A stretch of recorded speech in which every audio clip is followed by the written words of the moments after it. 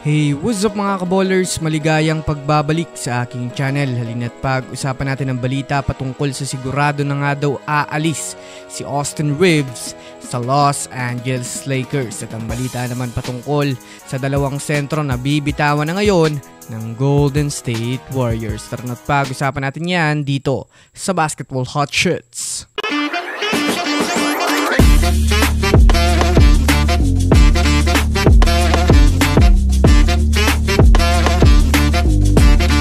Una nga muna tayong dumako mga kaballers sa balita patungkol sa siguradong aalis na nga ho mga kaballers sa Lakers itong si Austin Reeves. Alam naman nga po natin, simula pa nga ho ng pagkatalo ng Lakers sa first round ng playoffs ay mainit na nga po agad ang naging trade rumors ni Austin Reeves. Ito ay dahil na rin naman nga po mga kaballers sa siya nga ho ang may pinakamataas na trade value para makakuha ang Lakers ng panibagong sentro. Bukod pa dyan, opisyal na rin naman niyang sinabi ng Lakers front office na hindi nga ho untouchable si Austin Reeves, na ibig sabihin nga niyan mga kaballers, available na siya sa trade.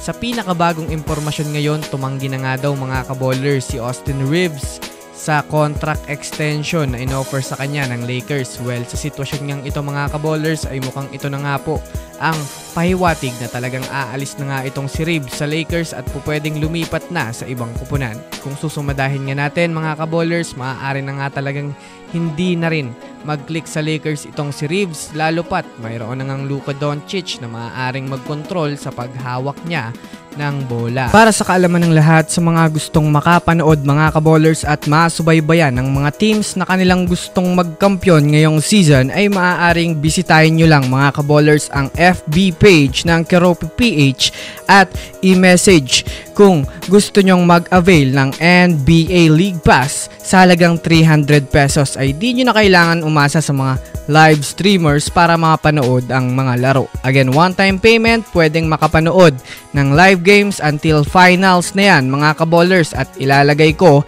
sa comment section ng link. Samantala, dumako naman tayo mga kaballers patungkol sa dalawang sentro na bibitawan na ngayon ng Warriors.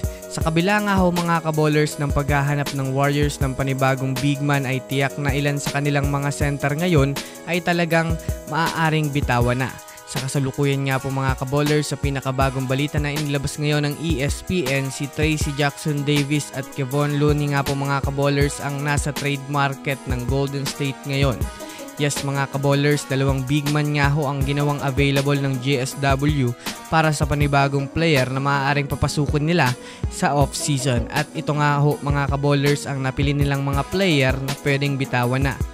Well, kung susumadahin nga natin mga kaballers, sobrang hina na rin naman nga ho ng impact ang ipinapakita nila sa team. Yes mga kaballers, maaaring hindi na sila nakakasabay sa bagong rotation ng Warriors, kaya talagang trade na nga talaga ang solusyon nila sa team.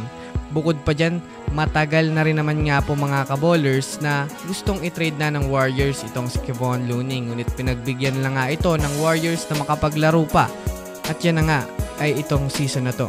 So yun lamang mga kaballers, yan lang naman ang pag-uusapan natin ngayon. Pindutin ang subscribe and hit nyo na rin ang notification bell para sa mga susunod na updates sa mundo ng basketball. Again, this is Basketball Hot Shots. Thanks for watching.